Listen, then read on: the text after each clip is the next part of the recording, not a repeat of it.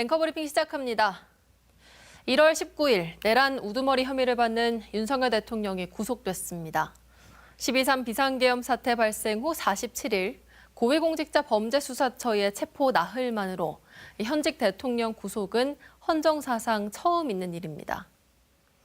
구속기로에 선 윤 대통령은 비상계엄은 정상적인 통치 행위라고 항변했지만 법원은 윤 대통령과 변호인단의 주장을 받아들이지 않았습니다. 법원은 윤 대통령이 비상계엄을 전후해 휴대전화를 교체하고 텔레그램 메신저를 탈퇴한 점에서 증거인멸 우려를 판단한 것으로 보입니다. 그리고 19일 새벽 또 하나의 믿기 힘든 일이 벌어졌습니다. 윤 대통령 구속영장 발부 소식이 전해지자 흥분한 지지자들이 서부지법에 침입해 난동을 부린 겁니다. 이들은 격한 욕설로 위협하면서 경찰을 밀어붙였고 기자를 폭행하기까지 했습니다.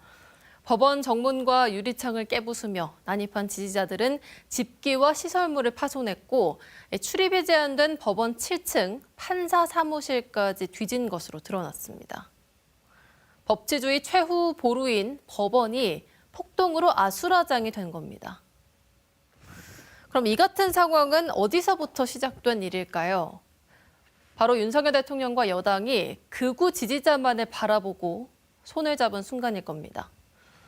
윤석열 대통령은 시위대의 친필 편지나 동영상, 변호인단을 통해 옥중 정치를 이어가고 있습니다. 여당인 국민의힘 대다수 의원들도 반성과 쇄신 대신 윤 대통령을 옹호하고 법치 질서를 부정하고 있습니다. 공수처의 체포영장 집행 당시 많은 TK 의원들을 비롯한 30여 명이 관저 앞에 집결해 항의했고 19일 새벽 폭동이 일어난 현장에서 윤상현 의원은 월담으로 체포된 이들에게 곧 훈방될 것이라며 안심시켰는데요. 윤 의원 측은 법원 습격을 부추긴 적 없다고 선을 그었지만 이 같은 발언이 폭동을 사실상 선동한 것이라는 비판을 받고 있습니다.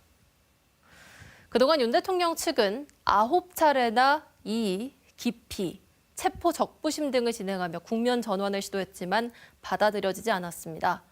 오랜 시간 법조인으로 살아왔고 누구보다 헌법을 수호할 의무가 있는 대통령이 자신이 가진 법률 지식에 권력과 극렬 지지자를 총동원해 처벌을 피하려는 법꾸라지로서의 모습만 드러냈습니다. 대통령이 수사기관과 법원 결정을 끊임없이 부정하고 있고 갈등의 조정자 역할을 해야 할 정치권은 오히려 극단적인 대결을 부추기면서 탄핵 정국은 더 혼란한 모습입니다. 이렇게 돌이켜보면 좋을 것 같습니다. 대통령이 왜 이런 결정을 했을까? 이 결정에 이르는 과정에 그러면 우리 지역이 다수를 차지하고 있는 국민의힘 국회의원, 국민의힘은 이 책임에서 자유로운가? 아니라는 겁니다. 대통령이 계엄을 선포하기 전까지 있었던 일련의 과정들을 보면요. 그런 징후는 굉장히 많았어요. 대표적으로 바이든 날리면 사태, 선거 전에는 왕자를 쓰고 나왔던 사태, 그 이후에 어떤 뭔가를 잘못했을 때마다 그것에 대해서 비판하고 그것을 다시 받아들이고 고쳐나가려고 하는 정치권의 모습보다는 그것을 감싸주기에 바빴던 것이 국민의힘이었거든요. 그리고 그것이 옳은 것처럼. 근데 결국은 결과가 이렇게 나왔지 않습니까? 저는 이 고리를 대구 경북 시도민들이 언젠가는 끊어줘야 된다. 그리고 근본적인 질문을 지금은 해야 된다.